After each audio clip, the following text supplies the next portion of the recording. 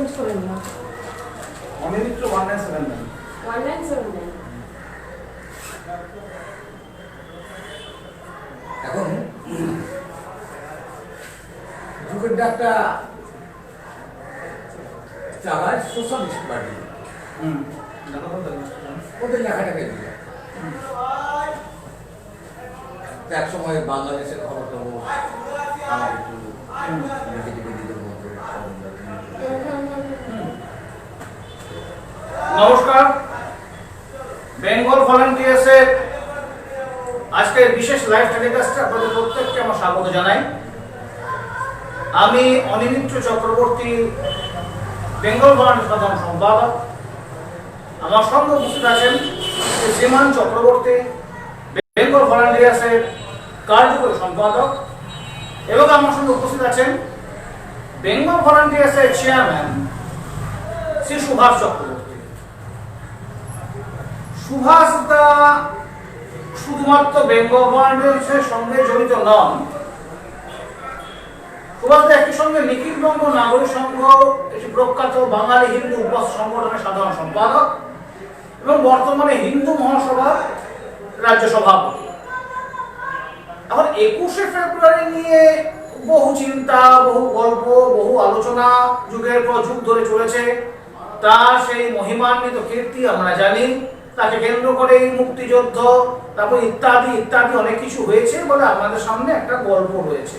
খুব মনোরঞ্জনী মোহিনী একটি গল্প। আমাদের সে গল্প শুনতে কখনো আপত্তি নেই, কিন্তু সমস্যা হচ্ছে সেই গল্পের মধ্যে কিছু চরিত্র যদি বাদ পড়ে যায়, যে চরিত্র সেই গল্পেরই এক অপরিহার্য অংশ, ইনসেপারেবল ভেরিয়েশন তার সঙ্গে রয়েছে। আজ থেকে প্রায় 2 বছর আগে বঙ্গদেশের একটি পত্রিকা, একটি ম্যাগাজিনে আমি লিখেছিলাম যে সালাম জব্বার বরকত যারা ছিলেন সেদিনের শহীদ, তারা ঠিক ভাষা আন্দোলনে পার্টিসিপেট করেননি। তারা বরং কেউ পথচারী ছিলেন, কেউ কেউ শাশুড়ি মায়ের জন্য তার ওষুধ কিনতে যাচ্ছিলেন, ইত্যাদি ইত্যাদি ইত্যাদি। অনেকে তখন একটা প্রবল বিতর্ক উঠেছিল। সে প্রবল বিতর্ক যে সূত্র থেকে শুরু হয়েছিল, সে আংশিক সত্য। সেই সূত্রটি হচ্ছে আমাদের সুভাষ, যাকে খুব ছোট করে যদি বলা যায় বাংলাদেশে এনসাইক্লোপিডিয়া। এখন সমস্যা হচ্ছে ইতিহাস তো সবসময় কখনো পার্টি দপ্তরে লেখা থাকে না, ইতিহাস কখনো পার্টি হেডকোয়ার্টার লেখা হয় না। ইতিহাস হয় রাস্তায়, ইতিহাস সৃষ্টি হয় পথের মধ্যে, সংগ্রামের মধ্যে। তা আমাদের সবচেয়ে প্রথম দায়িত্ব হচ্ছে সেই ইতিহাসটাকে খুঁড়ে বের করা। এখন লোকে বলবেন যে বিস্তৃত ইতিহাসকে জানতে ভালো লাগলো, তো সমস্যা হচ্ছে ইতিহাসকে শুধু ঘুরে বের করা নয়, ইতিহাসকে জানতে হবে আমাদের আগামীর জন্য। আর আমাদের বুঝতে হবে কি কি ভুলগুলো হয়েছে। আগামী দিনে যে পশ্চিমবঙ্গে যে চেহারা দাঁড়াচ্ছে, 47 সালের দেশভাগের পরে যে তার চিত্রটা দাঁড়িয়েছে পশ্চিমবঙ্গে, অর্থাৎ যে পশ্চিমবঙ্গ হওয়ার কথা ছিল সিঙ্গল অ্যাকাউন্ট, বাঙালি হিন্দু হোমল্যান্ড, তা হয়ে গেল জয়েন্ট অ্যাকাউন্ট। এবং যে পূর্ব পাকিস্তানের কথা ছিল জয়েন্ট অ্যাকাউন্ট হওয়ার, অর্থাৎ 30% বা হিন্দু পপুলেশন নিয়ে, তা হয়ে যাচ্ছে সিঙ্গেল অ্যাকাউন্ট। এবং সেই হিন্দু পপুলেশন সরকার সূত্র মতে এই মুহূর্তে 7.8% নেমে এসে দাঁড়িয়েছে। যদি অনেকগুলো সূত্র বলে সেটাও ঠিক না, হিন্দু জনসংখ্যা যাচ্ছে বেশ কিছু বেশি, কিন্তু জনসংখ্যা কমিয়ে দেখাতে হয় বিভিন্ন সুযোগ সুবিধার জন্য। এবং এর সঙ্গে রয়েছে পূর্ববঙ্গে বা পূর্ব পাকিস্তান, বাংলাদেশে অকথ্য হিন্দু নির্যাতন, যার কোনো শেষ নেই, শেষ হবে বলে কোনো জানা নেই। এবং যে কোনো জাতি যদি হতো, অন্য কোনো জাতি হয়তো এই ক্ষেত্রে কোনো ভায়োলেন্ট মেজাজ দিত, কিন্তু বাঙালি হিন্দু সমাজ পারেনি। বৃহত্তর হিন্দু জাতির যে নিজস্ব চিরদীর্ঘ সমস্যা রয়েছে, ইন্টারনাল কন্ট্রাডিকশনসগুলো রয়েছে, তার জন্যই পারেনি। এবং বিভিন্ন বিষয় নিয়ে আজকে আমরা আলোচনা করব। তাই প্রথমে সুভাষদাকে একটা প্রশ্ন করব। এই ক্ষেত্রে বলে রাখা ভালো, সুভাষদা কিন্তু মুক্তিযুদ্ধে পার্টিসিপেট করেছিলেন 14-15 বছর বয়সে। তখন বয়স কত ছিল সুভাষদা? 14 কি 15। সুভাষদার প্রথম যে প্রশ্নটা, সুভাষদা এই যে 52 সালের যে ভাষা আন্দোলনে প্রথমে তো অবদান ছিল হিন্দুদের। ধীরেন দত্ত উত্থাপন করেছিলেন, মুসলিম লীগ মানেনি, আপনার কামিনী কুমার দত্ত, প্রেমহরি বর্মন, ভূপেন্দ্র কুমার দত্ত ছাড়া একটা সাপোর্টও করেনি। এবং 1937-এ রবীন্দ্রনাথের যে অভিবাসনটা ছিল বাংলাতে, সেটাকে বয়কট করা হলো মুসলিম লীগ ছাত্র সংগঠন, নাকি বাংলা কৌতলিতে ভাষা শুনে গুণা হয়। কিন্তু 52 সালে যখন ভাষা আন্দোলন হলো, তখন ভাষাটা কোনো পরিবর্তন হয়নি, সেটা প্রত্যেক ভাষা রয়ে গেল। তা সমস্যাটা কোথা থেকে তৈরি হলো, কিভাবে হলো, সে বিষয়ে আপনি আমাদেরকে বিস্তার করবেন, বলুন। আমরা বিশ্লেষণ চাইছি। সবাইকে নমস্কার, যে যেখানে আছেন। ভাষা আন্দোলন নিয়ে আজকে আমরা এখানে আলোচনা করতে বসেছি। তাহলে দেখতে হয় যে ভাষা আন্দোলনের উৎপত্তিটা কোথায়। ভাষা আন্দোলনের উৎপত্তি কিন্তু অনেক আগেই হয়েছে উপমহাদেশে, ভারতীয় উপমহাদেশে। এটা কোনো নতুন ঘটনা না।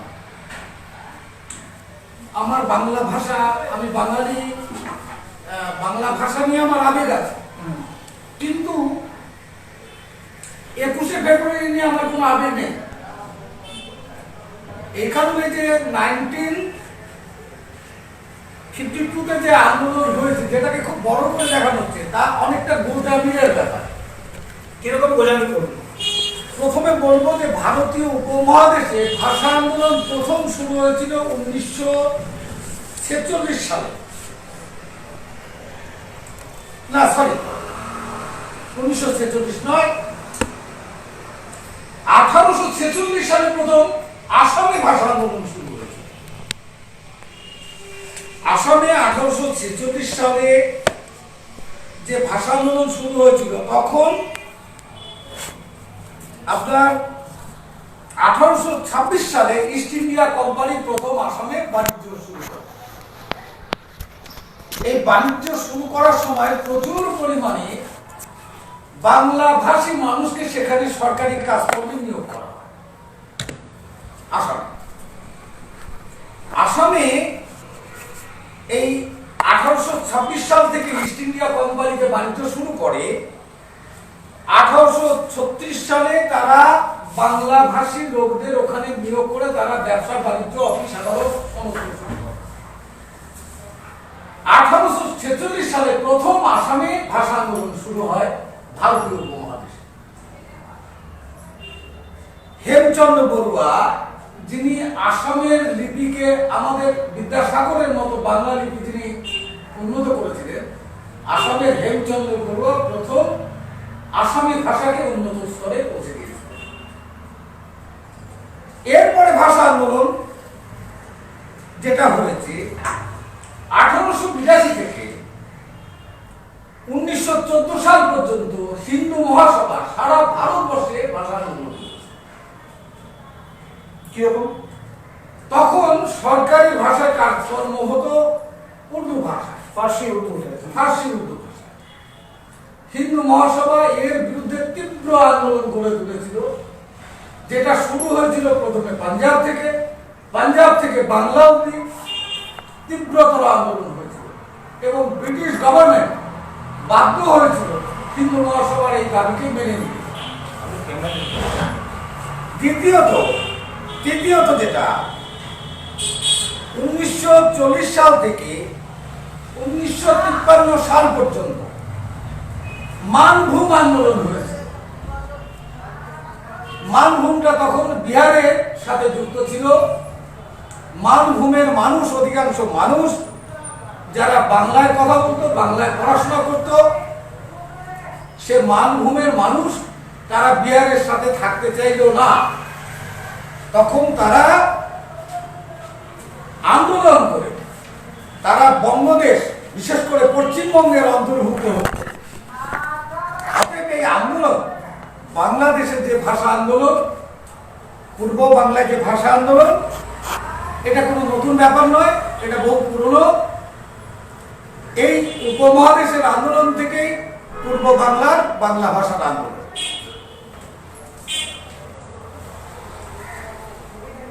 1947 সালে দেশ ভাগ হলো। দেশ ভাগের পর 1948 সালে প্রথম পাকিস্তান গণপরিষদে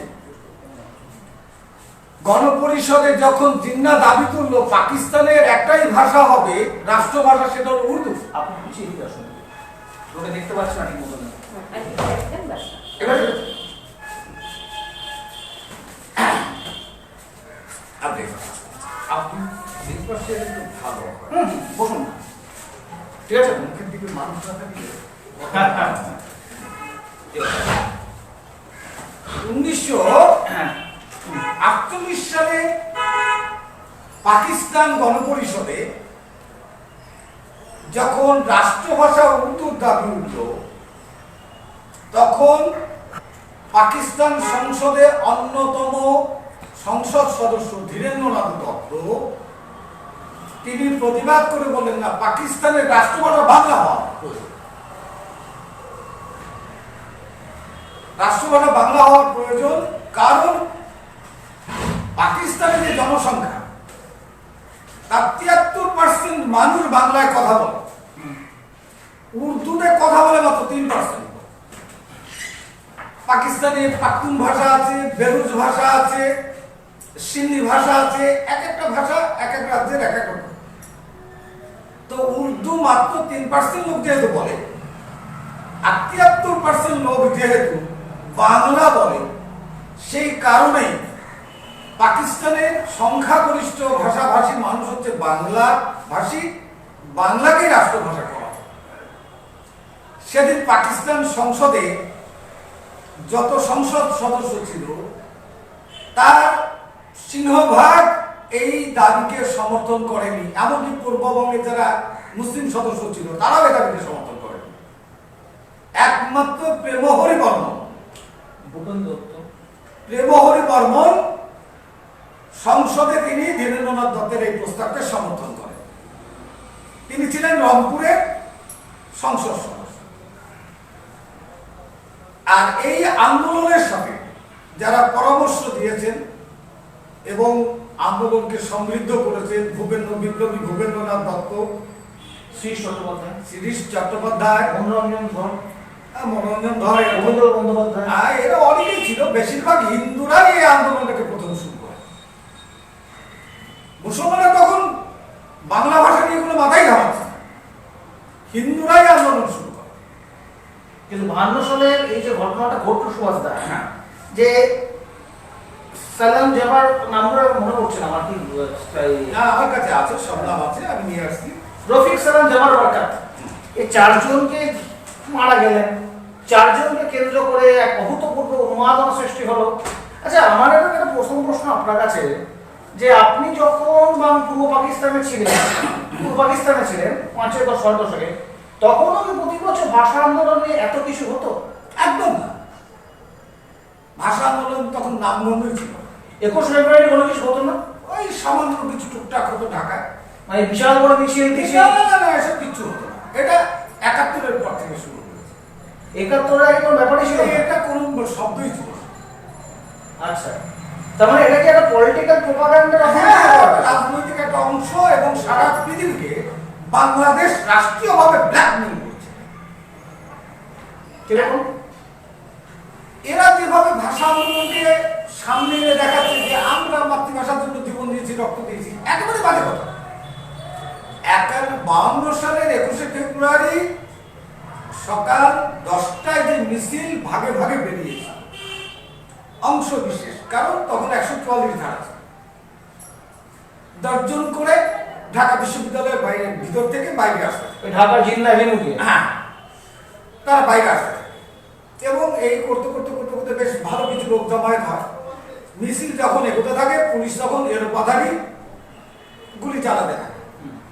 এলোপাথারি গুলিতে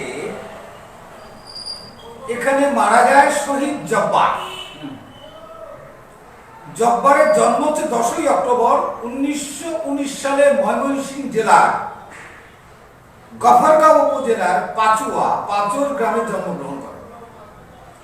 এদের ইতিহাসগুলো আমরা কিন্তু কালেক্ট করেছি ঢাকা মহানগর পুলিশের রেকর্ড। আচ্ছা, পিতার নাম হচ্ছে হাসান আলী, মাতা সাফাতুন্নেসা। 1949 সালে বন্ধুর বোন আমেনা খাতুনের সাথে বিবাহ বন্ধনে আবদ্ধ হন। তার একটি পুত্র সন্তান জন্ম হয়। পুত্রের নাম নুরুল ইসলাম বাদল। 1952 সালে ক্যান্সার রোগে আক্রান্ত শাশুড়িকে 20 ফেব্রুয়ারি ঢাকা মেডিকেল কলেজ হাসপাতালে ভর্তি করেন। 21 ফেব্রুয়ারি সকাল 10টায় শাশুড়ির জন্য ফল ক্রয়ের উদ্দেশ্যে রাস্তায় বের হন। সামনে ভাষা আন্দোলনের মিছিল ছিল, পুলিশের ছোড়াগুলিতে তিনি গুরুতর আহত হন। না, তার মানে যেটা বলা হয় সুভাষ তাকে জানতে চাইছে যে এই জাবার একজন ছাত্র ছিলেন, মৃত্যুর সময় তিনি জীবনানন্দ ধানসিং নদীর তীরে আউড়ে ছিলেন। একেবারে বাজে। কোনো গল্প নেই যাচ্ছে না না, এসব একেবারে মানে আসলের গল্প। যাহা মিত্রের পলিটিক্যাল প্রোপাগান্ডার জন্য একদম। এবং আমি এটা জানতে সুভাষ দা পরে করবেন এতে এই যে পলিটিক্যাল প্রোপাগান্ডা পরবর্তীকালে করা হলো, যাতে ভাষা আন্দোলনে হিন্দুদের যেটুকু কন্ট্রিবিউশন সেটা সম্পূর্ণ মুছে দাও। আচ্ছা, ভাষা আন্দোলন শুধু নয়, স্বাধীন বাংলাদেশটাও হিন্দুদের পরিবর্তন। আচ্ছা, আপনি ওনার নামগুলো পৌঁছে গেলাম। এইবার ফল ক্রয়ের জন্য মানে রাস্তায় বেরোলে গুলিতে আহত হন। অতিরিক্ত রক্তক্ষরণের জন্য তার মৃত্যু হয়। ঢাকা মেডিকেল কলেজ হাসপাতালে তার মৃত্যু হয়। শহীদ হওয়ার পর তার স্ত্রী, যাই হোক, আদিমপুর পুরাতন কবরস্থানে তাকে দাফন করা হয়। 2 নম্বর হচ্ছে শহীদ সালাম। 27 নভেম্বর 1925 সালে ফেনী জেলার দাগনভূঞা উপজেলার লক্ষণপুর গ্রামে জন্মগ্রহণ করেন। পিতার নাম ফাজিল মিয়া, মাতা দৌলতুন্নেসা। পূর্ব পাকিস্তান সরকারের ডিরেক্টর অফ ইন্ডাস্ট্রিজ বিভাগের পিয়নের পদে চাকরি করতেন। আচ্ছা, তিনি অফিসে যাওয়ার পথে 21 ফেব্রুয়ারি সকাল 10:30 নাগাদ পুলিশের গুলিতে গুরুতর আহত হন। ঢাকা মেডিকেল কলেজে ভর্তি করা হলে 25 ফেব্রুয়ারি বেলা 11টায় তিনি মৃত্যুর কোলে ঢলে পড়েন। এনারও ছাত্র কোনো সম্ভাবনা নেই। না, একদম না। তার বাবার উপস্থিতিতে 26 ফেব্রুয়ারি আদিমপুর পুরাতন কবরস্থানে দাফন করা। শহীদ রফিউদ্দিন রফিক 1926 সালে 30 অক্টোবর মানিকগঞ্জ জেলার সিংগাই উপজেলার পাড়ির গ্রামে জন্মগ্রহণ করেন। পিতা আব্দুল লতিফ মিয়া, মাতা রাফিজা খাতুন। তার নিজ গ্রামে রাহেলা খাতুন পানু নামে মেয়ের সাথে বিবাহ দিন স্থির হয়। 21 ফেব্রুয়ারি বিবাহের বাজার করার জন্য ঢাকা এসে মেডিকেল কলেজ হাসপাতালের সামনে রাস্তা দিয়ে যাওয়ার পথে মাথার খুলিতে গুলি লাগে। ঘটনাস্থলে তিনি শহীদ হন। তাকে আজিমপুর পুরাতন কবরস্থানে দাফন করা হয়। শহীদ আবুল বাকার আবাই 16 জুন 1927 সালে ভারতের মুর্শিদাবাদ জেলার ভরতপুর থানা বাবলা গ্রামে জন্মগ্রহণ করেন। ভারতের নাগরিক। হ্যাঁ, পিতা শামসুদ্দিন ও মাতা হাসিনা বেগম তার আত্মীয়র বাড়ি বেড়াতে এসে ঢাকা মেডিকেল কলেজ হাসপাতালের সামনে দিয়ে যাওয়ার পথে তিনি পুলিশের গুলিবিদ্ধ হন। সুভাষদা এক মিনিট সুভাষদা একটু উঠুন। বলছে দর্শক বলছে একটু ইকো হচ্ছে না, ঠিক আছে তো? আমরা তো এদিকে টেনে নিয়ে আসছি, কারণ আমরা এই ধরনের চিন্তা, কারণ এই ধরনের প্রতিস্পর্ধা তা আগে কখনো হয়নি, এবং যেহেতু প্রতিস্পর্ধা হচ্ছে সে সীমান একটা কাজ করতে পারে, সীমান ওদিকে চলে যায়। এটাকে একটু ক্লোজ করো, মানে সাউন্ডের কাছাকাছি আর একটু আসতে হবে। এটাকে আচ্ছা তাহলে কি টেকনিক্যাল দোষ হলো তো? হ্যাঁ, ওই চেয়ারটা একটুখানি টেনে নিয়ে আসতে হবে, সুস্কার গলাটা কম আসছে। হ্যাঁ হ্যাঁ, বাস এখানে আবার হ্যাঁ, এবার ঠিক আছে? তুমি আগে সরে যাও, সুভাষ একটু সরে যাও। সীমান আসছে? আর আচ্ছা, একটা প্রশ্ন এসেছে বলে দিই। চয়ন মুখার্জি প্রশ্ন করেছেন যে ৭৭ দশকেও আত্মাভিমানী বাঙালির সংখ্যা পশ্চিমবঙ্গে কম ছিল না। রমেশচন্দ্র মজুমদার তখনও বেঁচে, তবে তারা কেন এইভাবে বাঙালি আইডেন্টিটি নির্বিবাদে চুরি হতে দিলেন? এটা একটা প্রশ্ন চয়ন মুখার্জি করেছেন, এটা আপনাদের আলোচনার মধ্যে এটার উত্তরটা আচ্ছা, ঠিক আছে। দিয়ে আচ্ছা, তাহলে এখানে একটা যে প্রশ্নটা উঠছে, 60-এর দশকে কেন আইডেন্টিটি চুরি হতে দিলেন, সেক্ষেত্রে অন্তত আমার পক্ষ থেকে একটা বলতে পারি যে 59-এ খাদ্য আন্দোলনের পর থেকে পশ্চিমবঙ্গের রাজনৈতিক পরিস্থিতি এত দ্রুত পাল্টে গিয়েছিল যে তখন ক্ষমতাসীন কংগ্রেস সরকারের হাত থেকে ব্যাপারটা কিন্তু চলে গিয়েছিল। ডেসপাইট দ্য ফ্যাক্ট যে বিধানরা ক্ষমতায় চলে যাওয়ার পর, যেমন পরলোক গমনের পরে প্রফুল্ল সেন এসেছিলেন, কিন্তু প্রত্যেকটি বছরে এবং তথ্য সংস্কৃতি এবং সমাজের বিভিন্ন মানসিকতা মননে কমিউনিস্ট এবং বামপন্থীদের যে অপ্রতিরোধ্য গতি, যে অপ্রতিহত যে উল্কাসম যে উত্থান, সেটার বিরুদ্ধে যে কজন ব্যক্তি ছিলেন তার মধ্যে একজন হচ্ছে রমেশচন্দ্র মজুমদার। সমস্যা হচ্ছে রমেশচন্দ্র মজুমদার আগেই কেন্দ্রে কংগ্রেস থেকে প্রাপ্ত হয়ে গেছেন।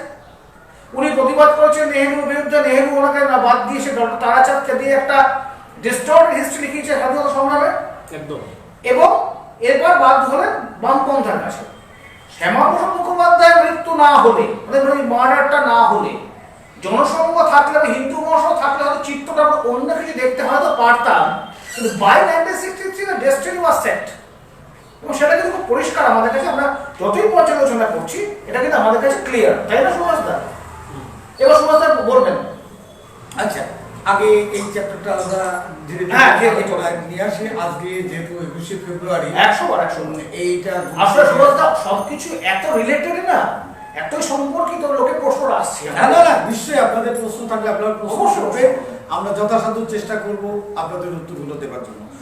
আচ্ছা, এখন এই তো 3 নম্বর গেল। 4 নম্বর আবুল বরকাত আবাই, ইনি ভারতের মুর্শিদাবাদের ভরতপুর থানার বাংলা গ্রামে জন্মগ্রহণ করেন। ইনি আত্মীয় বাড়ি বেড়াতে যেয়ে ঢাকা শহরে গিয়েছিলেন।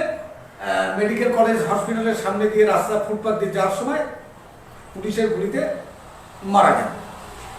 তারপরে হচ্ছেন শফিউর রহমান। 24শে জানুয়ারি, ইনিও ভারতে পশ্চিমবঙ্গের কোন্নগর জেলা, হুগলি, ভারত। পিতা মৌলভী মাহবুবুর রহমান। 1945 সালের 16 মে কলকাতায় তাজিমউদ্দিন আহমদের মেয়ে আকিলা খাতুনের সাথে বিবাহ বন্ধনে আবদ্ধ হয়। পিতা ঢাকা পোস্ট অ্যান্ড টেলিগ্রাম অফিসে অফিস সুপারিনটেন্ডেন্টের পদে চাকরি পেয়ে পূর্ব পাকিস্তানে চলে আসেন। পিতার সাথে শফিউরও চলে আসেন। তিনি ঢাকা হাইকোর্টে হিসাব রক্ষণ শাখায় চাকরি করতেন। 21শে ফেব্রুয়ারি সাইকেল যোগে অফিসে যাবার সময় খুশমহল রেস্টুরেন্টের সামনে পুলিশের গুলিতে মৃত্যুর কোলে ঢলে পড়ে। শুধু তাই নয়, এখানে একজন রিক্সা চালক মোহাম্মদ আওয়াল, সেও পুলিশের এলোপাতাড়ি গুলিতে তার ওই ঘটনাস্থলে মৃত্যু হয়। কিন্তু এই নামগুলো আসেনি। শুধু রফিক, সালাম, বরকত, জব্বার এদের বলা হচ্ছে, কিন্তু রিক্সা চালক আওয়ালের নামটা কিন্তু খুব সুকৌশলে বাদ দেওয়া হয়েছে। এবং আরো 17 জন পথচারী এখানে পুলিশের গুলিতে আহত। কিন্তু প্রশ্ন সুভাষদা, প্রশ্নকে 4 জনকে স্টুডেন্ট সাজাতে বেশি সুবিধে। স্টুডেন্ট 4 জনকে সাজানো যাচ্ছে না, তাই তো? কিন্তু আরেকটা কথা যেটা আমরা শুনেছি সূত্র মতো, আপনারা যারা শুনেছি, অন্য সূত্র শুনেছি, সেদিন পূর্ব পাকিস্তানের পাবনা, বিশেষ করে রাজশাহীতেও কিন্তু ভাষা আন্দোলনে মিছিল বেরিয়েছিল। সেখানে পুলিশের গুলি চালানো হিন্দু ছেলেরা খুন হয়েছিল, নিহত। তপন একজনের নাম ছিল, সম্ভবত রতন বিশ্বাস ছিলেন। সমস্যা হচ্ছে সেই নামগুলোকে সম্পূর্ণ মুছে দেওয়া হয়েছে। দেখুন, 21শে ফেব্রুয়ারির আগে থেকেই রাজশাহী, চট্টগ্রাম, খুলনা, যশোর, ময়মনসিংহ এই কটা শহরে কিন্তু তীব্রতর আন্দোলন হয়েছে। এবং কাদের নেতৃত্বে? এগুলো কোথাও কোথাও হিন্দুদের নেতৃত্বে হয়েছে, কোথাও কোথাও মুসলমানদের নেতৃত্বে হয়েছে। কিন্তু মজার ব্যাপার হলো, হিন্দু যারা মারা গেছে তাদের নামটাও মনে রাখার প্রয়োজন যেমন ওখানকার সরকার করেনি, বা স্মরণে থাকলেও তাদেরকে পিছিয়ে দেওয়া হয়েছে বা আড়াল করে দেওয়া হয়েছে, লাশ পর্যন্ত গুম করা হয়েছে। মুসলমানদের নামটা এগিয়ে নিয়ে আসা হয়েছে। যেমন স্বাধীন বাংলাদেশের প্রস্তাবক ছিলেন চট্টগ্রামের ছাত্রনেতা স্বপন চৌধুরী, যেটা খুন করা হয়েছিল পরবর্তীকালে। স্বপন চৌধুরীকে হত্যা করা হয়। ওনার নামে রাস্তা তো করা হয়েছে, একটা রাস্তা ছিল চট্টগ্রাম শহরে, সে নামটাও স্বাধীন বাংলাদেশে, বিশেষ করে আওয়ামী লীগ গভর্নমেন্ট তারা নামটা মুছে দেয়।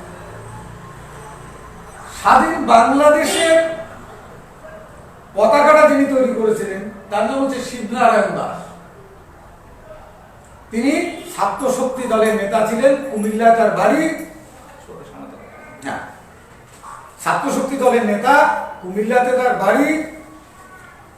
1971 সালে ফেব্রুয়ারি মাসের মধ্যে পতাকাটা সারা পূর্ব বাংলায় ছড়িয়ে পড়ে। অথচ তার নামটাও বিলুপ্ত করা হয়েছে।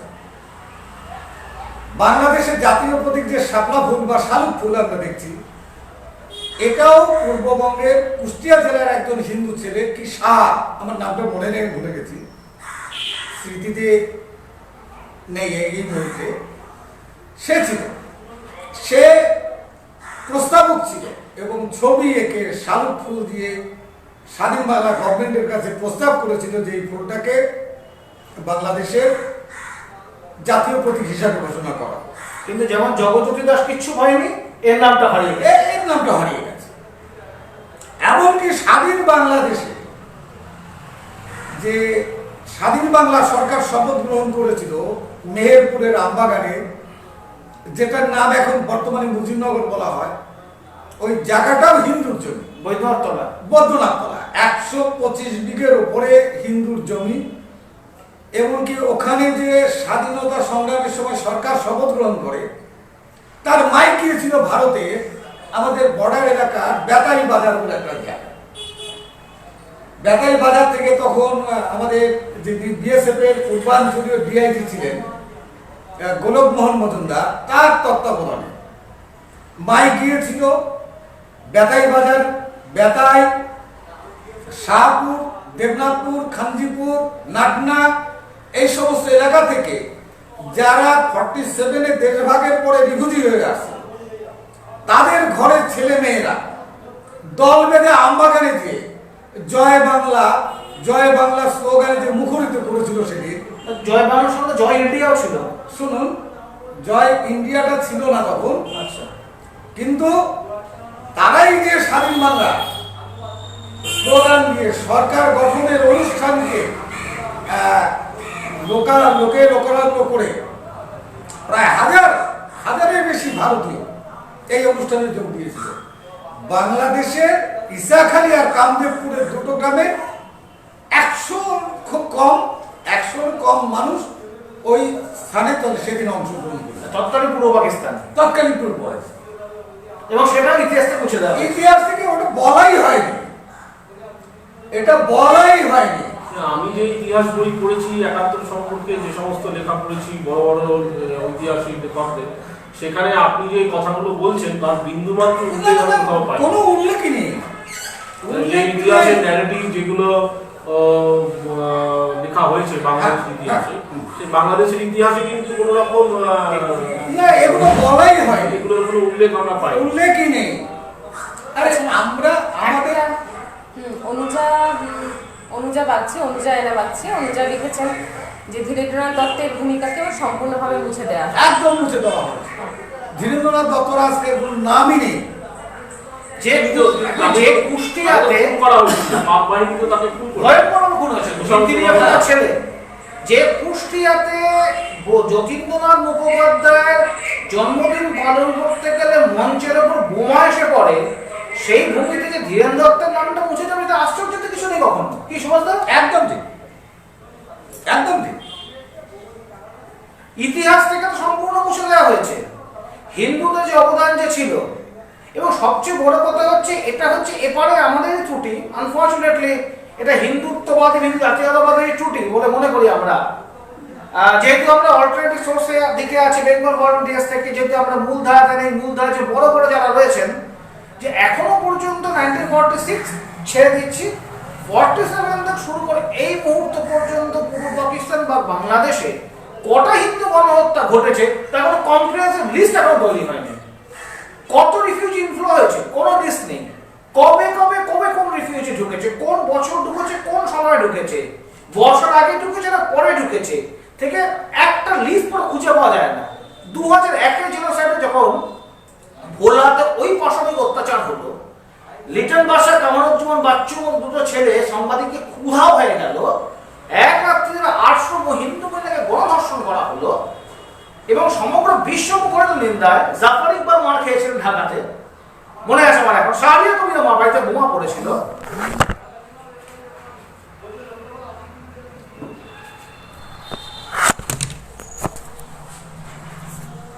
শাহরিয়া কবির বাড়িতে বোমা পড়েছিল।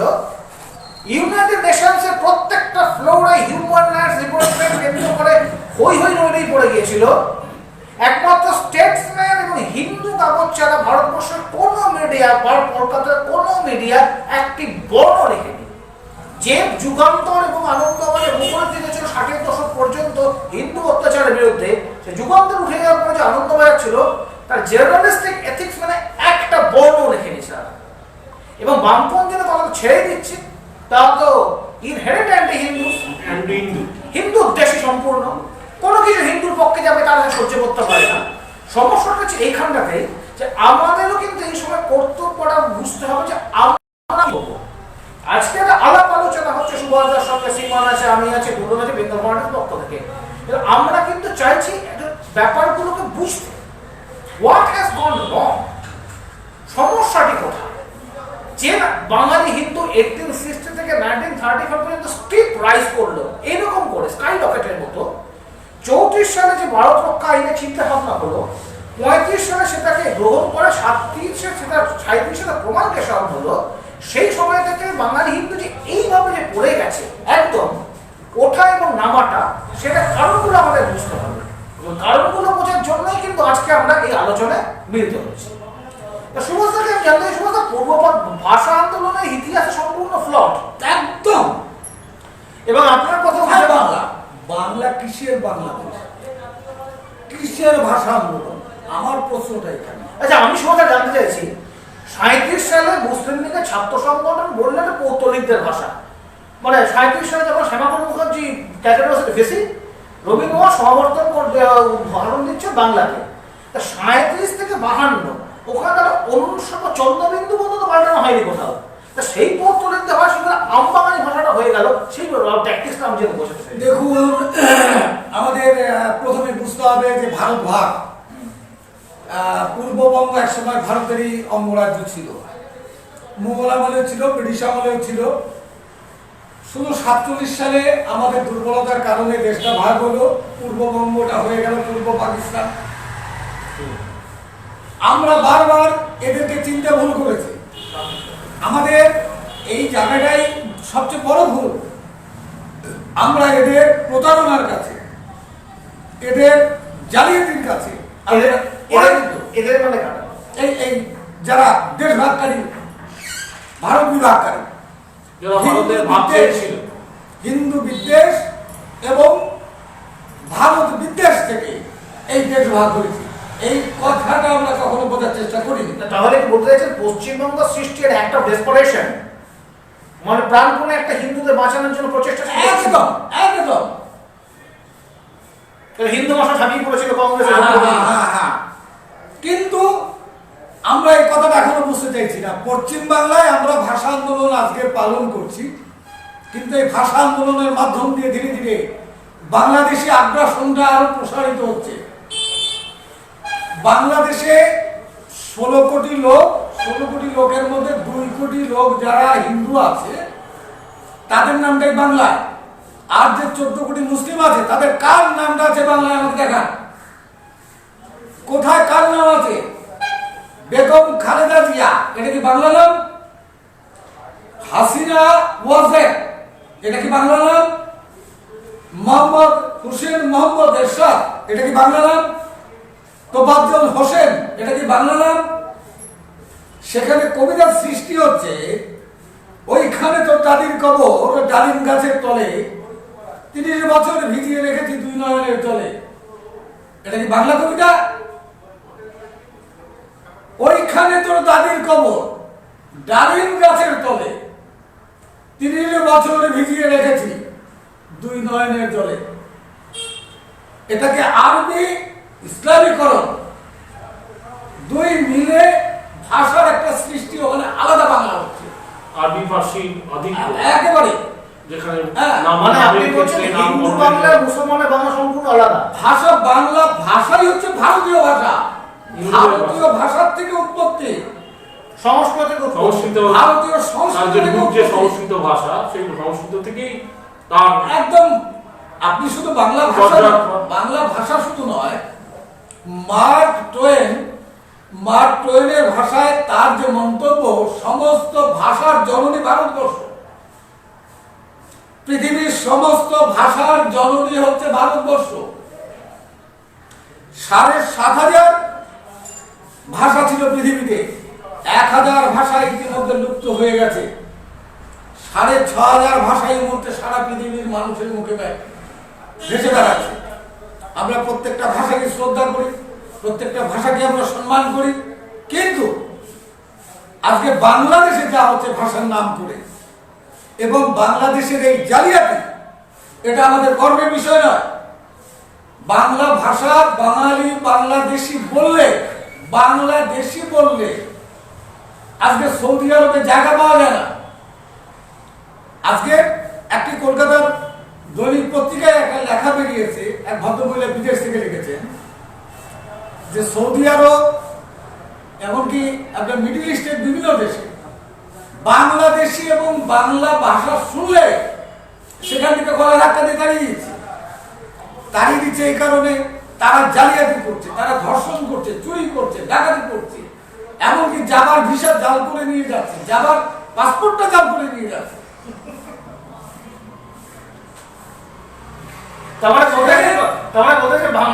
আইন পরিস্থিতি কিচ্ছু নেই, সরকার জালিয়াত, কোন বাংলাদেশি বিশ্বাসযোগ্য নয় আমার কাছে।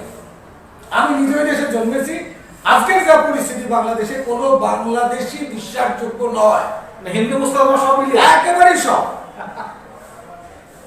এটা কেন হলো সুভাষদা? আপনার এই ভাষার কাজে রাষ্ট্রের পতন হয়েছে না?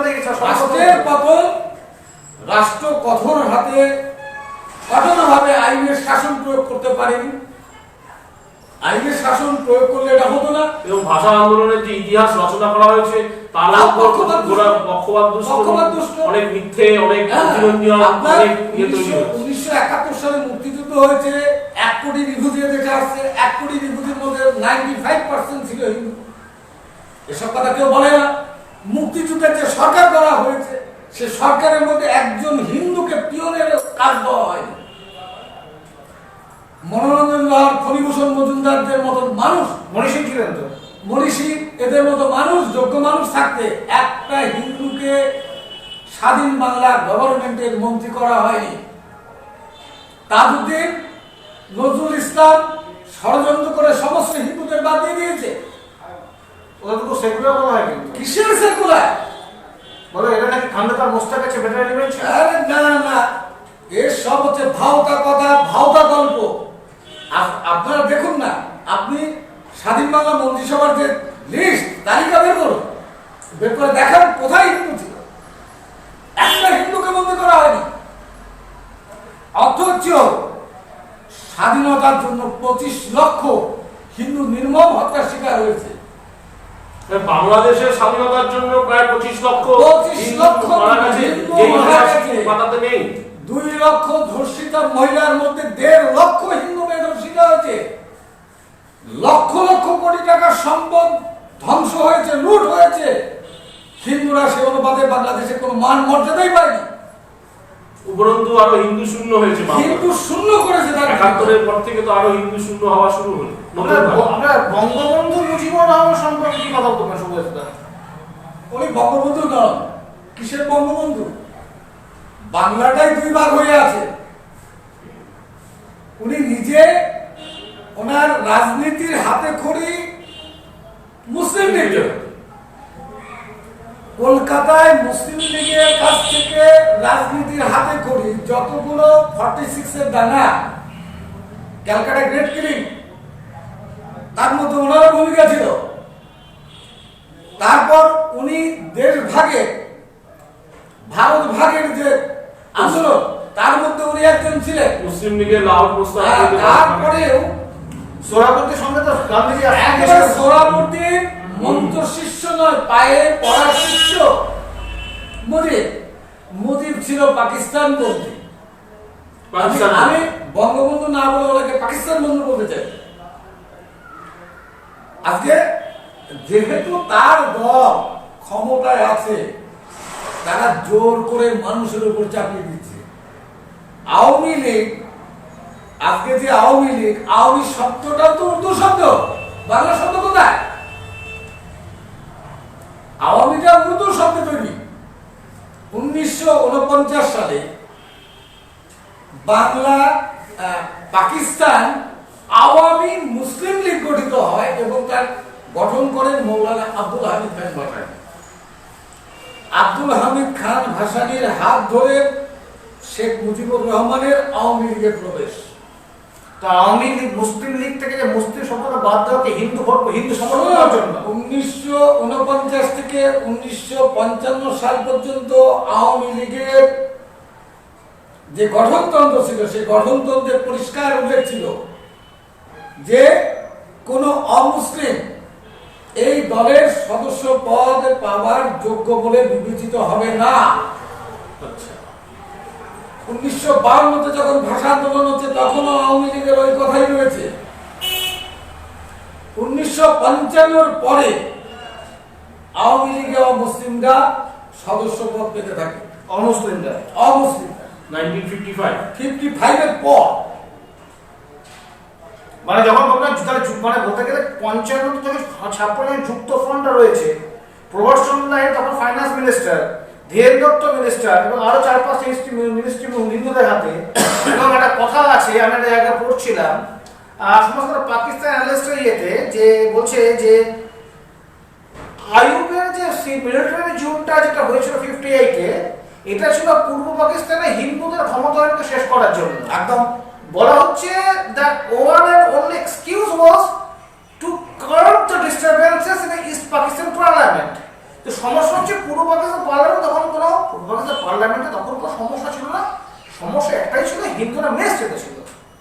এবং অর্থাৎ 58 যখন আইয়ুব খান উঠছে, তখন আইয়ুব খানের বিরুদ্ধে হিন্দুরা নিষ্পেষিত হয়েছে, তখন সেই হিন্দুদের অ্যাট্রাক্ট করার জন্য মুসলিম কাউন্টার ড্রপ করে দেওয়া হলো, আওয়ামী লীগেরা ঢুকছে তাহলে। তাহলে বলা যাচ্ছে সুভাষদা যে পূর্ব পাকিস্তান গঠনের সময় থেকে যে হিন্দু বিরোধী বা বাঙালি হিন্দু বিরোধী যে চক্রান্ত, এই চক্রান্তটা এখনো ফুল মানে is very very active, going and getting strong, প্রত্যেক দিন বাড়ছে। তাহলে এই চক্রান্তটা এক মুহূর্তের জন্য ওরা থামবেও না। মানে শেষ বাঙালি হিন্দু এক্সিস্ট করার পর্যন্ত সে থামবে। যতক্ষণ বাঙালি হিন্দু পূর্ববঙ্গ থেকে শূন্যে না দাঁড়াচ্ছে ততক্ষণ পর্যন্ত এটা চলতে থাকবে, এটা থামার কোনো সম্ভব নেই, কারণ এটা ওদের অভ্যাসে পরিণত হয়ে গেছে। এটা করা লাভজনক মনে করে। আর সরকার যেটা বলে যে সম্প্রীতির দেশ বাংলাদেশ, সরকার যে কথাটা বলে সেটা হলো বদমাইশরা বদমাইশি করে, দুর্বৃত্তরা হিন্দুদের উপর অত্যাচার করে জমি কেড়ে নেয়, অর্থ কেড়ে নেয়, নারী লুট করে, ধর্ষণ করে, সেগুলো আড়াল করার জন্য সরকার আছে। এটা খুব পরিষ্কার ব্যাপার হয়ে দাঁড়িয়েছে বাংলাদেশে এর কোনো পরিবর্তন আজও নেই, ভবিষ্যতেও হবে না। বাংলাদেশের হিন্দুদের বাঁচতে গেলে বিকল্প কিছু ভাবতে হবে। ওই নাটকবাদী করলে হবে না। ওই কথায় মানববন্ধন করলাম, প্রেস কনফারেন্স করলাম, ওসব করে বাংলাদেশের হিন্দুদের কোনো মুক্তি হবে না। না, সেটা তো বোঝাই যাচ্ছে, কারণ 71-এ আমি যেটুকু জানতাম, 71-এর সময় তো আপনি বলতে পারবেন ভালো, যে 71-এ মুক্তিযোদ্ধার সময় রিফিউজি আসা যাওয়া, সেই সময় যে সেন্সাস তখনও বাংলাদেশে 28% এর মতন না না না 27 না 26% আপনার মোটামুটি তখন 22% হিন্দু জনসংখ্যা ছিল। তুই যেটা বলছেন 49 এ কেন 29 49 এ 71 এর মধ্যে সব 22 নেমে এসেছে। টোটাল আপনার আমার যেটুকু স্ট্যাটিস্টিক আমি না, না, তখন তো 1940 সালে যেটা ছিল তখন তো 44 না, তখন 33% ছিল। বাংলাদেশে মাইনরিটির সংখ্যা 33% ছিল পূর্ববঙ্গ। পূর্ববঙ্গ। সেটা কি রিফিউজি প্রথমবার আসার পর? না না, দেশ ভাগের অনেক আগেই 1940 সালে যে সময়টার কথা। কিন্তু সুভাষদা একটা শুনবেন, রামানন্দ চট্টোপাধ্যায় মডার্ন সুভাষদা রামানন্দ চট্টোপাধ্যায় মডার্ন রিভিউতে 1914 এ একটা আর্টিকেল বেরিয়েছিল সেন্সাসের উপরে। বাবু যতীন্দ্রমোহন দত্ত লিখেছিলেন। যতীন্দ্রমোহন দত্ত ছিলেন প্রশান্ত চন্দ্র মহানন্দের বিশেষ সহকারী, আইএসআই তে কাজ করতেন এবং স্ট্যাটিস্টিক্সের উপরে দীর্ঘদিনের এক্সপেরিয়েন্স ছিল। ওইখানে যিনি লিখেছিলেন সেটা পরবর্তীকালে অক্সফোর্ড ইউনিভার্সিটি ইকোনমিক জার্নালে বেরিয়েছিল। তার আগে উনি একটা আর্টিকেল লিখেছিলেন জাকাতের উপরে, ওনার আর্টিকেল ওখানে ছাপা হতো। তা এই যে 41 যে আর্টিকেলটা লেখা হচ্ছে পপুলেশন সম্পর্কে, যতীনবাবু প্রত্যেকটা সূত্র দিয়ে প্রমাণ করেছেন যে entire census from 1881 to 1941 under the aegis of British and later also with the help of the Islamists is flawed. প্রত্যেক সেন্সাস flawed। সেটা তো আছে, সেটা ব্রিটিশ নানাভাবে প্রভাবিত করে বাঙালি হিন্দুকে শেষ করার জন্য করেছে। হিন্দুকে শেষ করার চেষ্টা করেছে, কারণ ব্রিটিশ বিরোধী আন্দোলনটা সম্ভবত বাংলা থেকেই প্রথম শুরু হয়। চালিকা শক্তি এটাই ছিল। চালিকা শক্তি বেঙ্গলি ছিল এবং বেঙ্গলি রেভলিউশনারি ব্রিটিশদেরকে সরাসরি রাজনারায়ণ বসু, সশস্ত্রভাবে চালিয়েছিল। রাজনারায়ণ বসু এই বাঙালি মানুষ ব্রিটিশ বিরোধী আন্দোলনের জন্য সে সময় আমাদের জোড়াসাঁকোর ঠাকুরবাড়ি থেকে টাকা পয়সা দেওয়া হতো। তাদের একটা বড় ভূমিকা ছিল। এসব কথা তো আজকাল আর কেউ লেখে না, জানানো চেষ্টা না বলতে গেলে আপনার হিন্দু জাতীয়তাবাদী হিন্দুত্বের মধ্যে তিনটা স্কুল অফ থট রয়েছে, গোরবাটকা, সাভারকার, একটা Bengal school of thought. Bengal school of থটটা সবচেয়ে প্রাচীন, কারণ সেটা হিন্দু মেলা সমাজ থেকে চলে এসেছে এবং হিন্দুত্ব শব্দটাও কিন্তু বেঙ্গলে। চন্দ্রনাথ বসু লিখেছিলেন এবং 1895 সালে পঞ্চম তর্করত্ন একটি বই লিখেছিলেন, যার সেকেন্ড এডিশন, ফার্স্ট এডিশন বোধহয় 1897 এ বেরিয়েছিল। তার নামও কিন্তু ছিল হিন্দুত্ব। এখন দেখুন,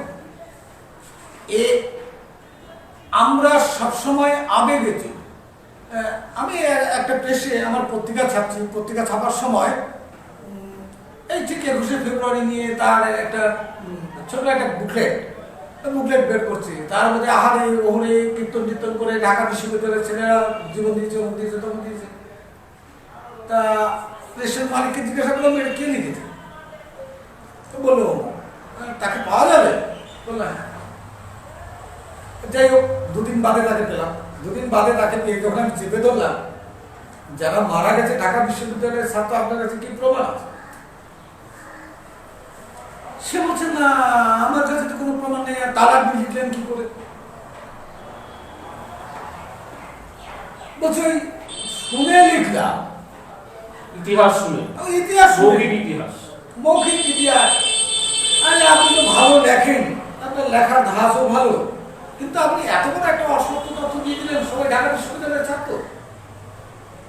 আপনি তো এটা ঠিক করলেন না। আবেগে চলছে। কয়েক বছর আগে দেখছি 21শে ফেব্রুয়ারি ভাষা দিবস পালন হচ্ছে আপনার এদিকে সিথির মোড়ের এদিকে। তখন কলকাতা টিভি দেখছিলাম। কলকাতা টিভির একজন রিপোর্টার একজন সুন্দরী যুবতীকে জিজ্ঞাসা করছে, তিনিও 21শে ফেব্রুয়ারি নিয়ে ঠোঁটে লিপস্টিক দিয়ে হইচই করছে। তাকে জিজ্ঞাসা করছে, তা ভালো, বাংলা ভাষার উৎপত্তি কোথা থেকে? হ্যাঁ, বলতে পারছে না।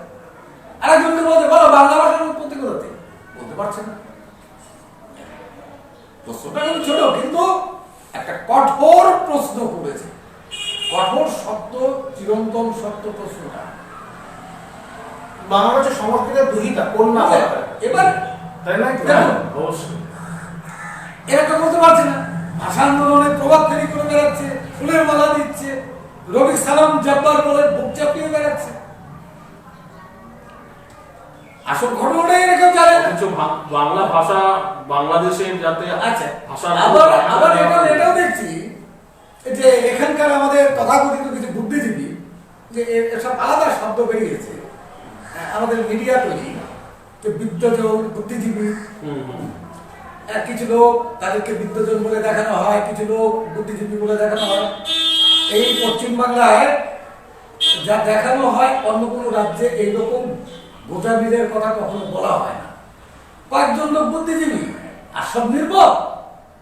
এই রাজ্যে নকলি লোক বাস করে, কয়েকজন মানুষই বুদ্ধিমান বুদ্ধিজীবী আর বাকি সব নির্ভর বিদ্যজন।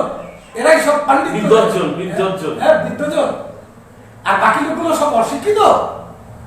মানুষকে অপমান করা মিডিয়ার একটা ধারাবাহিকতা এসে গেছে। এদের বিরুদ্ধে কেউ কথা বলে না, বলতে গেলে তাদের কথা কাগজে ছাপে না। যেমন আজকাল কলকাতার একটা কাগজে মাঝে মাঝে আমার লেখাটাকে দুই একটা ছাত্র চিঠি পড়তে, এখন ব্ল্যাক আউট করে দিয়েছে। আমি যত চিঠি পাঠাই সব ব্ল্যাক আউট, চিঠির কন্টেন্ট পড়েই সেটা ব্ল্যাক আউট করে দিয়েছে। আপনি কন্টেন্ট করে সোশ্যাল মিডিয়ায় নিয়ে আসবেন, হ্যাঁ এটা করবে। এরা এত বড় বদমাশ। আর কিছু কিছু এই সমস্ত মিডিয়ার যে সাংবাদিক আছে তারা পেড নিউজ করে দেয়। আমি একটা মামলার ব্যাপারে কলকাতা কর্পোরেশনের বিল্ডিং ট্রাইব্যুনালে গিয়েছিলাম। সেখানে আমার সাক্ষাৎকার নিতে 1985 সালে তৎকালীন যুগান্তর পত্রিকার এক সাংবাদিক আসছিলেন, বয়স্ক, ধুতি, বাংলা শার্ট পরনে, ধুতিটা মানে ছিন্ন ভিন্ন বলতে গেলে সুই দিয়ে সুতো দিয়ে সেলাই করে পরে আসছেন। বিশ্বাস করবেন না, আমার ইন্টারভিউ নিল। তাকে যখন আমি বললাম যে এক কাপ অন্তত দয়া করে চা খান, কেন খাবো, অত কষ্টের মতো তার সততাকে তারা বিসর্জন দেয়নি। আর এসব কথা কি আসছে এগুলো? আসলে সুভাষদা, এখানে আমি আপনাকে বলি, আমাদের মনে হয় আমাদের যারা বাংলা ভাষায় যারা লেখালেখি করেন, বিশেষ করে যারা কবিতা, গল্প, উপন্যাস লেখেন, যাদেরকে আর কি মিডিয়াতে বুদ্ধিজীবী বলা হচ্ছে, গল্প উপন্যাস, তারা বোধহয় ওই যে এপার বাংলা ওপার বাংলা নিয়ে যে বাংলা যারা পড়তে পারেন, সোকার যে বাংলা ভাষা এখন ওপার বাংলায় চলে, আমি এটাকে সোকার বাংলায় বলি, কারণ আমাদের যে বাংলা ভাষার সাথে আমরা পরিচিত ওই বাংলা তা নয়, সম্পূর্ণ ফরকটাই বাংলা। প্রায় অনেক জায়গাতেই উর্দু, ফার্সি, আরবি ভাষার শব্দের আধিক্য যেখানে। এখন প্রকৃত সেই পাঠক মহলকে পাওয়ার জন্যই কি তারা এই জাতীয় এরা নতুন একটা কালচার সৃষ্টি করতে চাইছে। আচ্ছা, নতুন কালচার, যেমন বিদ্যজন নিয়ে ডেকে নিয়ে আজকে ধরুন বাংলাদেশ যে হাই কমিশনের অনুষ্ঠান হবে, তালি বাজবে, যশোরের কড়াপাকের নলেনগুড়ের সন্দেশ দিয়ে তাদের আপ্যায়ন করা হবে, রাজশাহীর রাঘব শাহী, রাজশাহী থেকে মিষ্টি আসবে। এখানে এই প্রশ্নটা এখনো করা হবে না যে স্বাধীন বাংলাদেশ হওয়ার পরেও কি করে প্রায় 2 কোটি হিন্দু ওখান থেকে এখানে চলে আসতে হলো? না না, ওসব বলা যাবে না, ওসব সেটা কেন এলো, তার ইতিহাস কেন? এই যে আমাদের উত্তর 24 পরগনা এবং নদিয়া, মালদা, মুর্শিদাবাদ এবং ওইদিকে কুচবিহার এবং সব বলাই যাবে না, বিভিন্ন রেল স্টেশনের ধারে যে বস্তিগুলো রয়েছে, এই উদ্বাস্তুরা কোথা থেকে? বেঙ্গল ভলেন্টিয়ার ফোর্সের আপনাদের যে আমাদের যে প্রোগ্রামটা হলো ভারত সভা হলে, আমার মনে আছে আপনারা কয়েকটা বুদ্ধিজীবী ডেকেছে, ডাকতে হয়েছিল, তখন ডাকতে হয়েছে। এখন সে কম্পালশন নেই, এখন ডাকতে হয়েছিল। আচ্ছা, যারা দেখছেন তারা যারা মানে কমেন্ট করেছেন একটু বলে দিই। হ্যাঁ, মুস্কান মহলানবিশ কৃতজ্ঞতা জানিয়েছেন, লিখেছেন ভাষা দিবসের পাওনা। সৌভিক বিশ্বাস তিনি আছেন, ঋষিক আছেন। অনুজার কথা বলেছি, অনুজা আবারও লিখেছেন অত্যন্ত গুরুত্বপূর্ণ এই আলোচনা। চয়নের প্রশ্ন বলেছি। অংশুমান গঙ্গোপাধ্যায় তিনি বলেছেন যে সুভাষদাকে অশেষ ধন্যবাদ ভাষা দিবসের ইতিহাস সম্পর্কে আলোকপাত করার জন্য এবং সত্যকে তুলে ধরার জন্য। মনামি, আমাদের আরেক বন্ধু, মনামি ওর আরেক বন্ধুকে এটা দেখিয়েছে। আপাতত এই রেসপন্সটা আমরা পেয়েছি, এটা যাকে বলে প্রাপ্তি শিক্ষাটা আমরা করতে না। এবার একটা সুভাষদাকে আমি খুব ইম্পর্টেন্ট প্রশ্ন করতে চাই সঙ্গে। সুভাষদা, এবার আমি চলে আসি ডাইরেক্টলি পূর্ববঙ্গের হিন্দু উদ্বাস্তু নবশূদ্র ব্যাপারটা আমি চলে আসছি, একদম ডাইরেক্ট চলে আসছি আমি যে মরিচছাপিতে। মরিচছাপিতে যখন সংগ্রামটা হয়েছিল তখন আপনাদের নিখিলবঙ্গ নাগরিক সংঘ একমাত্র সংগঠন যে মরিচছাপিতে বামফ্রন্টের বিরুদ্ধে প্রত্যাঘাতটা আপনারা করেছিলেন। মনির চেম্বারে যখন উদ্বাস্তু এসেছিল তখন আপনাদের সুব্রত চ্যাটার্জি প্রথম কল দিয়েছিলেন এবং মনির চেম্বারে জানুয়ারিতে 144 আপনার ডিক্লেয়ার করে তার পরবর্তীকালে যে প্রথম প্রতিবাদ মিটিংটা আপনারা করেছিল বঙ্গের ইতিহাসে শ্রদ্ধানন্দ পার্কে এপ্রিল মাসে হচ্ছে নিখিলবঙ্গ নাগরিক সংঘ।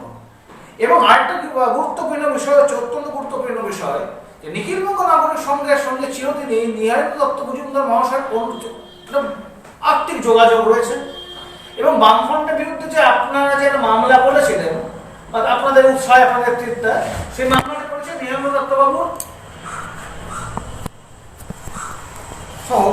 সহকারী সাক্ষ্যবাবু করেছিলেন।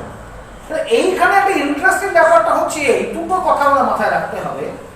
যখন ওখান থেকে নিয়ে তো বললো মালকানগিরিতে গিয়ে তোমরা চলে এসো, বাংলা তোমার ডাকছে ইত্যাদি ইত্যাদি, এখানে স্বাভিমান থাকবে না, ওখানে ভরপেট খাবার টাবার আসবে, রাম চ্যাটার্জি গেলেন, অনেক বড় বড় কথাবার্তা হবে। যখনই ওরা এলেন প্রথম প্রতিবাদ কিন্তু করেছিল বামফ্রন্টের মুসলিম মন্ত্রীরা। তারা বলেছিল নমঃশূদ্ররা অত্যন্ত মানে মুসলিম বিরোধী, তাদের নিলে এখানে একটা সাম্প্রদায়িক সমস্যার সৃষ্টি হতে পারে। কিন্তু সুভাষদা যেটা বলবো, আরেকটা প্রশ্ন যেটা উঠেছে সেটা হচ্ছে কি, বাংলাদেশে জিয়াউর রহমানের গভর্নমেন্ট থেকে কিন্তু আপনাদের বিরুদ্ধে কিন্তু অ্যালিগেশন করা হয়েছিল নিখিলবঙ্গ নাগরিক সংঘ পূর্ব পাকিস্তান বাংলাদেশ থেকে কেটে বাঙালি হিন্দু হোমল্যান্ড করতে চায় বলে কায়দাস বৈদ্য নাম এসেছিল, চিত্তনে সুতোয় নাম এসেছিল। সেই না আপনাদের নামটা মেনশন কিন্তু করা হয়েছিল সেই সময় যে এটাকে বন্ধ করা হয়, পশ্চিমবঙ্গে নাহলে সমস্যার সৃষ্টি হতে পারে। এই যে চাপানুতো তর্ক বিতর্ক, উদ্বাস্তু মতুয়া নিখিলবঙ্গ নাগরিক সংঘ, রক্ত প্রত্যাঘাত লড়াই, এই বিষয়টা এবার আপনি তুলে ধরুন, কারণ এটাও ভাষা আন্দোলনের সঙ্গে অবশ্যই জড়িত আছে। এই ইতিহাসটা জানা আমাদের জরুরি। আমি একটা জিনিস রিকোয়েস্ট করবো, সেটা হচ্ছে সবার কাছে আমাদের অনুরোধ, রিফিউজি বা শরণার্থী শুধু মতুয়া নমঃশূদ্র নয়, এর মধ্যে বাংলাদেশের সমস্ত সম্প্রদায়ের হিন্দুই। আমার সাথে বলার হয়তো ভুল হয়ে গেছে, যেহেতু ম্যাক্সিমামটা এদিকে বলে আপনার ভুল নয়, এটা আজকাল মিডিয়ার দৌলতে মতুয়া উদ্বাস্তুদের নাগরিকত্ব, আমি একেবারে অনুরোধ করব যে মতুয়া উদ্বাস্তু শুধু নয়, সমস্ত বাঙালি হিন্দুর সমস্ত পূর্ববঙ্গের হিন্দুরাই নাগরিকত্ব বিষয়টা অবশ্যই। এখন নাগরিকত্ব কে নেবে কে দেবে সেটা নিয়ে আমাদের কোনো মাথা ব্যথা নেই।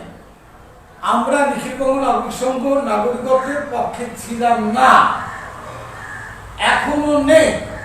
ভারত সরকার যে সিএটা পাস করেছে, সিটিজেনশিপ অ্যামেন্ডমেন্ট বিলটা পাস করেছে, আমরা মনে করি পূর্ববঙ্গে, পাকিস্তানে, আফগানিস্তানে যেভাবে সংখ্যালঘুদের উপর অত্যাচার হচ্ছে, ভারত সরকার এই প্রথম এই গত ৭৩ বছর পর তারা সাংবিধানিকভাবে লোকসভা এবং রাজ্যসভায় তারা স্বীকার করে নিয়েছে যে ওই দেশে হিন্দুরা নির্যাতিত এবং বিতাড়িত। এর আগে কোথাও স্বীকার হচ্ছে না, এই কথাটা কোনোদিনই ৪৭-এর পর থেকে যে চলে আসছে, এই কথাটা ভারত সরকার কোনোদিন স্বীকার করেনি। যাই হোক, বর্তমান গভর্নমেন্ট, সাহসী গভর্নমেন্ট, সেটাকে স্বীকার করেছে এবং এটা রিফিউজি বা পূর্ববঙ্গ, পাকিস্তান বা আপনার আফগানিস্তানের যারা রিফিউজি হয়ে আসছে তাদের কাছে একটা বড় পাওনা, এটা বড় একটা গতি, বড় পাওনা। এবার কথা হলো কি, যারা উদ্বাস্তু আন্দোলন বর্তমানে করছে তারা আসল জিনিসটা এড়িয়ে যাচ্ছে। আমার উপর অত্যাচার হয়েছে, আমি বিচার চাইছি, বিচার না করে বিচারক যার কাছে বিচার চাইলাম তিনি আমাদের বিচারটা না করে তিনি বললেন, যা ওখানে আর যাস না, তুই আমার বাড়িতেই তোর জায়গা ছেড়ে দিলাম, তুই এখানে থাক। এটা বিচার তো হলো না। হ্যাঁ, তোর উপর অত্যাচার, তোমাদের উপর অত্যাচার হয়েছে, আমরা মেনে নিচ্ছি, আমরা সবকিছু স্বীকার করছি, কিন্তু আমরা বিচারটা হলে তুমি আর ওদিকে থেকো না, তুমি এখানে থাকো। এটা কিন্তু সঠিক বিচার ভারত সরকার করলো না। 47-এর পর থেকে যেভাবে উদ্বাস্তু শরণার্থী পূর্ববঙ্গ থেকে আসছে, বিশ্ব ইতিহাসে এর রেকর্ডের কোনো নজির নেই। সেকেন্ড ওয়ার্ল্ড ওয়ারের পোস্ট সেকেন্ড ওয়ার্ল্ড এটা হিউম্যান ডিজাস্টার একদম। এবং এটা মানতে হবে সে একই সময় পশ্চিম পাঞ্জাব থেকে যে উদ্বাস্তু এসেছিলেন এবং পূর্ববঙ্গে যে উদ্বাস্তু যে এসেছিলেন, দুটোর মধ্যে যে বিপুল যে পার্থক্য কম ধরা হলো এবং যে টাকা পুরো ভারতবর্ষ ওই পাঞ্জাবের সমস্যা সমাধান করা হলো, যে জমি দেওয়া হলো, কম্পেনসেশন দেওয়া হলো, যেটা নিশীথ বিশ্বাস লিখে গেছেন। আমি একটা টাইম লাইন পোস্টে লিখেওছিলাম, অনেকটা লেখা বাকি আছে। অর্থাৎ একজন পশ্চিম পাঞ্জাবের উদ্বাস্তুকে যখন 100 টাকা দেওয়া হচ্ছে, তখন পূর্ববঙ্গে উদ্বাস্তুর কপালে আসছে না 2.5 টাকা মাত্র। 2.5 তাও আসেনি। এবং ওখানে যখন ওখানে নাওদা গুরগাঁওর জন্য সেটআপ এস্টাবলিশ করা হচ্ছে, তখন এখানকার মধ্যে দণ্ডকারণ্য, মানা ক্যাম্প, এই সমস্ত জায়গায় মানবেতর জীবন যে কুপার্স, যেখানে কাঁটা গাছে ঝোপ ছাড়া কিছু পাওয়া যায় না, মাটিতে লাঙলে ফলা মারলে লাঙলে ফলা পুড়ে যায়, সেই ধরনের জমি তাকে দিয়ে দেওয়া হয়েছিল। এবং তার চেয়ে বড় ভয়ঙ্কর হচ্ছে এটাই যে 1946 সালে যখন পশ্চিমবঙ্গ ভাগ হয়েছিল, পশ্চিমবঙ্গ এবং বম্বে প্রেসিডেন্সি, যে বম্বে প্রেসিডেন্সি অর্থাৎ আজকে মহারাষ্ট্র গুজরাট যোগ করলে যায় সেই বম্বে প্রেসিডেন্সি, পশ্চিমবঙ্গ বম্বে প্রেসিডেন্সির গুরুত্ব বলে জিডিপি ছিল 1। মাসুল সমীকরণ নীতি 56 সালে যখন কায়েম করা হলো, পুরো পূর্ববঙ্গ পশ্চিমবঙ্গকে ধূলিসাৎ করে দেওয়া হলো, একটা কস্ট অফ ইস্ট ইন্ডিয়া গড়ে উঠলো ওয়েস্ট ইন্ডিয়া, তখন সেন্ট্রাল গভর্নমেন্ট একটা এক্সকিউজ দিয়েছিল যে যেহেতু পশ্চিমবঙ্গ সবচেয়ে শিল্পোন্নত রাজ্য, তারা নতুন করে কোনো ইনফ্রাস্ট্রাকচার প্রয়োজন নেই।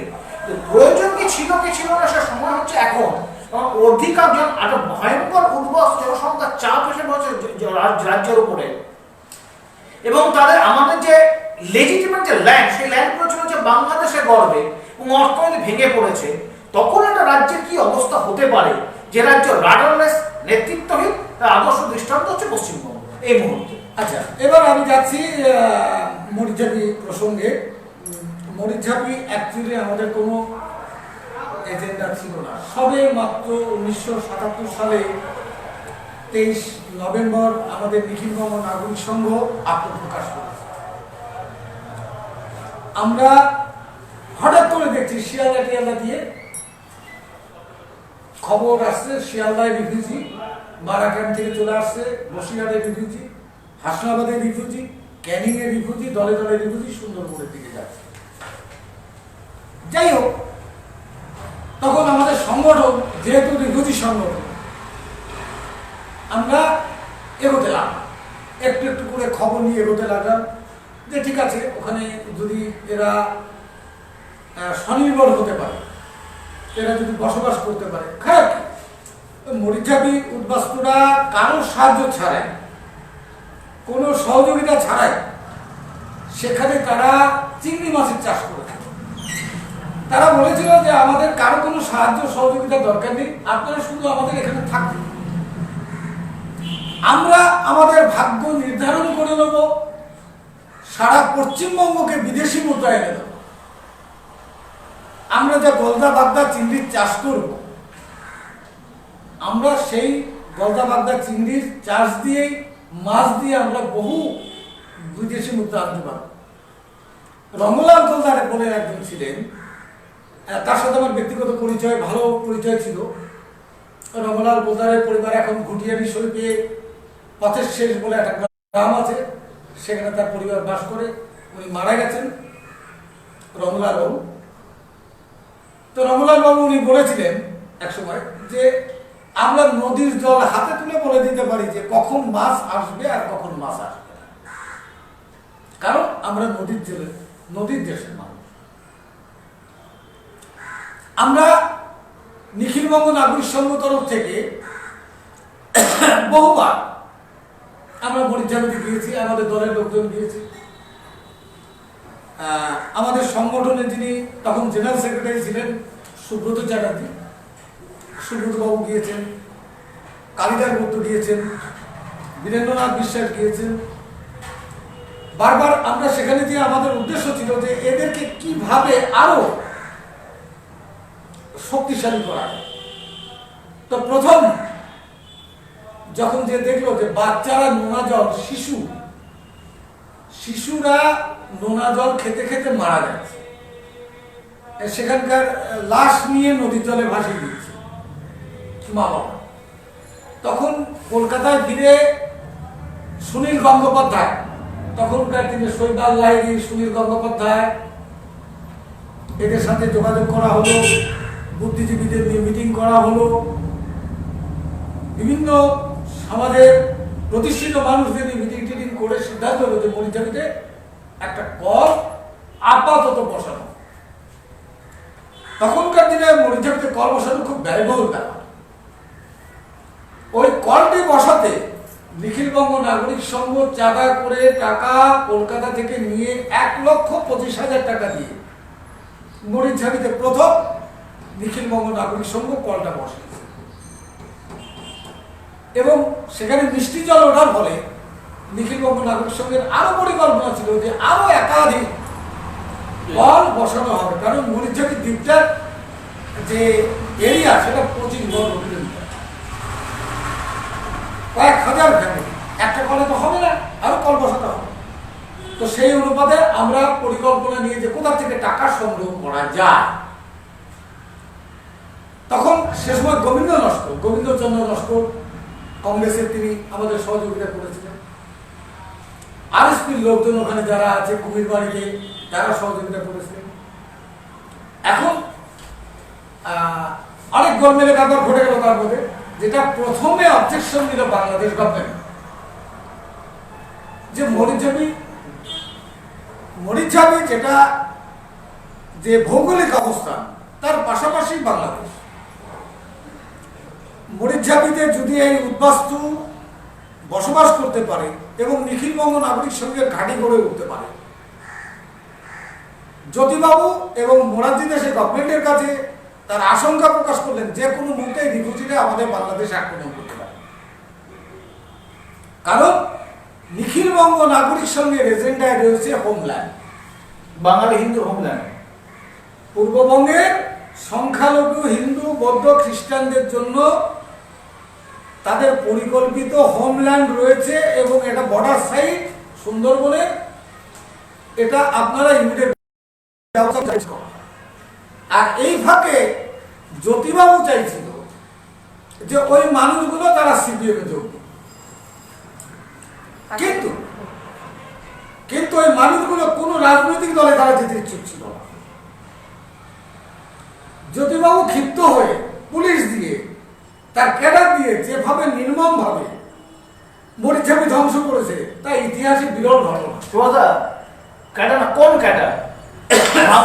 ভাঙড় থেকে কারা গেছিল? ভাঙড় থেকে, মুসলমান থেকে, মুসলমান গুন্ডা রাজনৈতিক থেকে তথাকথিত যারা সংখ্যালঘু ক্যাডার ছিল, সংখ্যালঘু সম্প্রদায়ের ক্যাডার, গুন্ডা করে বানানো হয়েছিল, যাতে হিন্দুদের প্রতি কোনো দয়া না যায়, দয়া না দেখানো হয়।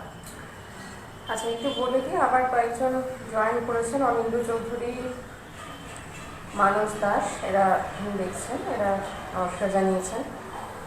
আমাদের লাইভটা তো 1 ঘন্টার ওপর হয়ে গেছে, আর 10 মিনিটও শেষ করব। হ্যাঁ, 10 মিনিটে শেষ করবো। এটা একদম ব্যক্তিগতভাবে আমার একটা প্রশ্ন, এটা সুভাষ দার কাছে, যে আজকে মানে এই 21শে ফেব্রুয়ারি যখন একটা কি বলবো, ধরতে গেলে একটা ভাইরাল হয়ে গেছে, কেউ আপনি যেটা একটু আগেই বলছিলেন ভাষার উৎপত্তি জিজ্ঞেস করা হয়েছে, বলতে পারে, কিন্তু হ্যাঁ আজকে সবাই আমরা মানে ফেসবুকে প্রচুর স্ট্যাটাস, প্রচুর সবাই আমরা ফুলের মালা লাগিয়ে স্টেজে উঠে ভাষা দিবস পালন করছি। কিন্তু তার মধ্যে থেকেও দুটো জিনিস হচ্ছে, বাংলা ভাষার যে ইনফিলট্রেশনটা হচ্ছে, এক আরবি আর এক অদ্ভুতভাবে হিন্দি অ্যাকসেন্টে বাংলা বলা, হিন্দি টোনে বাংলা বলা, হিন্দি শব্দকে বাংলার কি বলবো, বাংলার মানে হ্যাঁ বাংলার মধ্যে ঢুকিয়ে দেওয়া, বাংলার যে সিঙ্গেল মধ্যে ঢুকিয়ে দেওয়া। এই পরিপ্রেক্ষিত থেকে একদম বাংলাকে, বিশুদ্ধ বাংলাকে, আমরা যে বাংলাটা আমাদের বলে মনে করি, সেই বাংলাকে বাঁচানোর জন্য কি করা যায় সর্বসাধারণের জন্য ছোট্ট করে টিপস, এইটা আপনি দিয়ে আমাদের আলোচনা। এটা খুব সহজ ব্যাপার। রবীন্দ্রনাথ, শরৎ চট্টোপাধ্যায়, বঙ্কিমচন্দ্র চট্টোপাধ্যায়, মাইকেল মধুসূদন দত্ত, যে বাংলা আছে সেই বাংলাকে চর্চা করা, বিনয় সরকার, বিদ্যাসাগর। বিনয় সরকার, এদের বাংলা চর্চা করা, এছাড়া দ্বিতীয় কোনো পথ নেই। মানে সাহিত্যাশ্রয়ী হতে হবে। একদম। সাহিত্য আচ্ছা, আমার শেষ একটা প্রশ্ন আছে, আমি শেষ করার সময় সুভাষদার সঙ্গে আমার পরিচয় বহুদিনে, কবেকার পরিচয় সে সুভাষদার মনে নেই, আমার কথা মনে নেই, বহুদিনের পরিচয়, বহু সংগ্রাম ঝামেলা ঝঞ্ঝাট বহু কিছু করে গেছে। তো সুভাষদার একটা সম্বন্ধে অনেকেই জানেন না, সেটা হচ্ছে এই, সুভাষদা এক অনন্য প্রচেষ্টার মানে মানে পার্ট অংশ বলতে পারি। সেটা হচ্ছে যেটা নিয়ে পশ্চিমবঙ্গে একসময় উত্তাল হয়ে গিয়েছিল, সেটা হচ্ছে 80-র দশকের ক্যালকাটা কোরআন পিটিশন। সুভাষদা রানাদার সঙ্গে রানার কথা, অবশ্য আজকাল তো সবাই হিন্দুত্ববাদী, রানাদার নামকে মনে করতে পারছে না, রাধের সেনদাকে কেউ চেনে না, রুদ্রবাদা কিন্তু আমি শোনেনি। সবচেয়ে ইন্টারেস্টিং উদ্বাস্তু আন্দোলন করছে বা দেবজ্যোতি রায় থাকে, দেবজ্যোতি রায়কে না জিজ্ঞেস করে যাচ্ছে। যাই হোক, বাদ দিন। ক্যালকাটা কোরআন পিটিশনটা তখনকার দিনে একটা পশ্চিমবঙ্গ ঝড় তুলে দিয়েছিল, মানে একদম ডিআইজি লেভেল কেঁপে উঠেছিল লেভেলে, এবং তখন মধ্যে আপনাদের উপর পুলিশের নির্যাতন হয়েছিল, হাউন্ড আউট তো করেছিল আপনাদের, তো আমাদের কিছুটা করার চেষ্টা করেছিল কিন্তু করে পারেনি। আমরা চাঁদমল চোপড়াকে দিয়ে পিটিশনটা খুব 2 বছর ঘুরে ঘুরে বুঝিয়ে রাজাবাজারের মধ্যে বসে তো না, চাঁদমল চোপড়া বসতো ডালহৌসিতে। আচ্ছা, আর আমি থাকতাম তখন রাজাবাজারে। রাজাবাজার সুভাষদা কিন্তু ক্যালকাটা কোরআন পিটিশন চলছে কিন্তু সে অনেক কিছু, তারপরে মানে এই ফেসগুলো আরেকদিন আমাদের শুনতে হবে। অবশ্যই। মানে সংগ্রামের এই এটা একটা আলোচনা শুরু হলো, বেঙ্গল ভলান্টিয়ার্সের লাইভটা শুরু করলাম আজকে প্রথম লাইভ হলো বেঙ্গল ভলান্টিয়ার্সে। আছে সুভাষদা রাজাবাজারে বসে আছেন, পাশে ধর্মলে কারা যা জানা, সুভাষদা কাছে পুলিশ আসছে, কেন সুভাষদা কোরআনের বিরুদ্ধে মামলা করেছেন যে কোরআনটাকে ভদ্র সমাজ থেকে ব্যান করতে হবে, তাই তো? এটা তো মূল কথা ছিল, আংশিক ব্যান, আয়াত ব্যান করতে হবে। সে নিয়ে পশ্চিমবঙ্গ উত্তাল। জ্যোতি বসু ফোন করে সেন্ট্রাল গভর্নমেন্ট থেকে ফোন করা হচ্ছে ব্যাপারটা কি হতে চলেছে, মানে বিশাল মুর্শিদাবাদ থেকে মালদা, এদিকে সুভাষদারা প্রস্তুত, এই সিচুয়েশনটা ছিল, তাই তো? এই গল্পটার জন্য আরেকদিন আলাদা করে বসতে হবে। আজকে আমাদের আলোচনা মনে হয় এখানেই আমরা আজকে তাহলে আমাদের আলোচনা এখানে শেষ করছি। বেঙ্গল ভলান্টিয়ার্স পক্ষে আমাদের প্রথম প্রচেষ্টা, বেঙ্গল ভলান্টিয়ার্স বাঙালি হিন্দু স্বার্থে, যেটা আমরা বলে দিয়েছি, Bengal volunteers stands for Bengali Hindus and without a qualm, দ্বিধাহীন ছাড়া ভাবে, দ্বিধা ছাড়া আমরা বাঙালি হিন্দুর পক্ষে। আর তার জন্য কি আমাদের সাব রিজিওনালিস্ট বলুন, আলটারনেশনালিস্ট বলুন, we do give a dam. আমরা শাস্ত্র এবং শস্ত্র, ইদং শাস্ত্রং ইদং সত্যম, ইদং সত্যম ইদং সত্যম সপাদ বিষাদতি, জ্ঞানের শক্তির চর্চা, শক্তির চর্চার মাধ্যমে বাঙালি হিন্দুর জন্য, তার প্রয়োজনের জন্য, তার স্বার্থ রক্ষার জন্য, তার অস্তিত্বের জন্য যা প্রয়োজন, যখন প্রয়োজন, আমরা ঠিক সেই পথেই এগোবো। এই বিষয়ে আমাদের কোনো দ্বিধা নেই। এই বলে আজকে আমরা শেষ করছি। আবার দেখা হবে অন্য কোনো দিন আরো কোনো একটা আলোচনার বিষয়। নমস্কার। বঙ্কা।